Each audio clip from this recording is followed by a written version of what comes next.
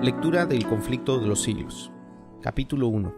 Durante el reinado de Herodes, la ciudad de Jerusalén no solo había sido notablemente embellecida, sino también fortificada. Se erigieron torres, muros y fortalezas que, unidos a las ventajosas situaciones topográficas del lugar, la hacían aparentemente inexpugnable. Si en aquellos días alguien hubiese predicho públicamente la destrucción de la ciudad, sin duda habría sido considerado, como lo fuera Noé en su tiempo, como alarmista e insensato. No obstante, Cristo había dicho: el cielo y la tierra pasarán, pero mis palabras no pasarán. Mateo 24:35. La ira del Señor se había declarado contra Jerusalén a causa de sus pecados, y su obstinada incredulidad hizo inevitable su condenación. El Señor había dicho por el profeta Miqueas: oíd ahora esto, jefes de la casa de Jacob y capitanes de la casa de Israel, que abomináis el juicio y pervertís todo derecho, que edificáis a Sión con sangre y a Jerusalén con justicia. Sus jefes juzgan por cohecho, sus sacerdotes enseñan por precio, sus profetas adivinan por dinero, y se apoyan en Jehová diciendo: ¿no está Jehová entre nosotros? ¿No vendrá sobre nosotros ningún mal? Miqueas 3:9-11. Estas palabras dan una idea cabal de cuán corruptos eran los moradores de Jerusalén y de cuán justos se consideraban. A la vez que se decían escrupulosos observadores de la ley de Dios, quebrantaban todos sus preceptos. La pureza de Cristo y su santidad hacían resaltar la iniquidad de ellos, por eso la aborrecían y lo señalaban como el causante de todas las desgracias que habían sobrevenido como consecuencia de su maldad. Aunque sabían que Cristo no tenía pecado, declararon que su muerte era necesario para la seguridad de la nación. Los príncipes de los sacerdotes y los fariseos decían: si lo dejamos así, todos creerán en él, y vendrán los romanos y destruirán nuestro lugar santo y nuestra nación. Juan 11:48.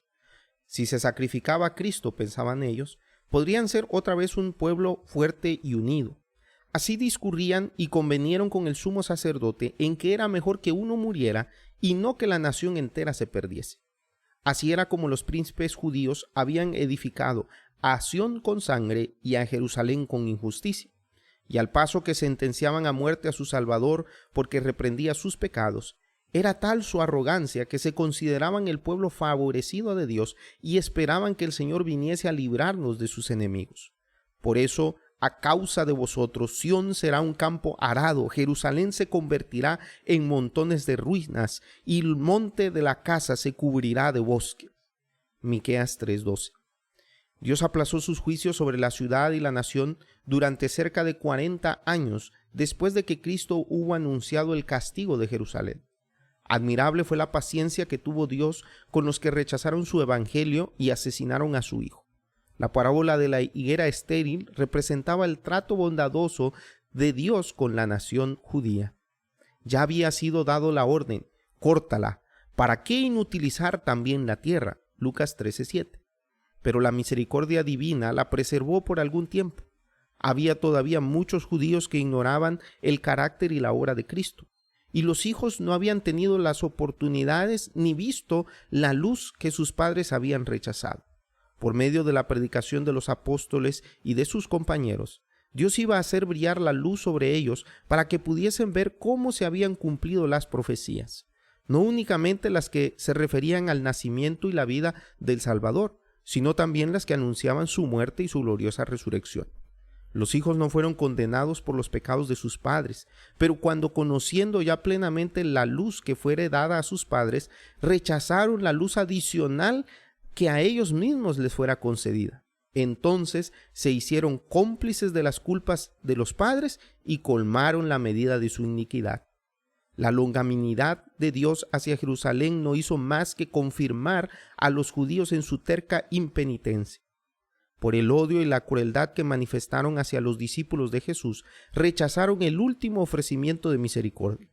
Dios les retiró entonces su protección y dio rienda suelta a Satanás y a sus ángeles, y la nación cayó bajo el dominio del caudillo que ella misma había elegido.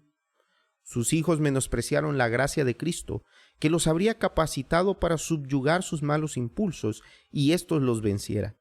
Satanás despertó las más fieras y degradadas pasiones de sus almas. Los hombres ya no razonaban, completamente dominados por sus impulsos y su ciego furor.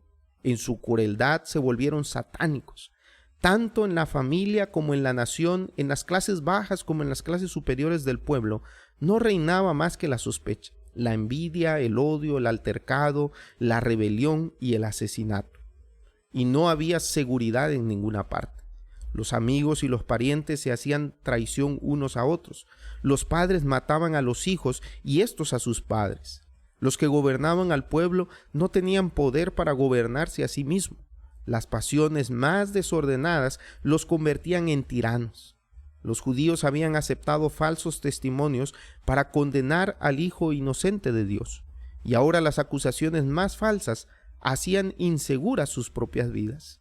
Con sus hechos habían expresado desde hacía tiempo sus deseos. Quitad de nuestra presencia al Santo de Israel. Isaías 30:11. Y ya dichos deseos se habían cumplido. El temor de Dios no les preocupaba más. Satanás se encontraba ahora al frente de la nación y las más altas autoridades civiles y religiosas estaban bajo su dominio.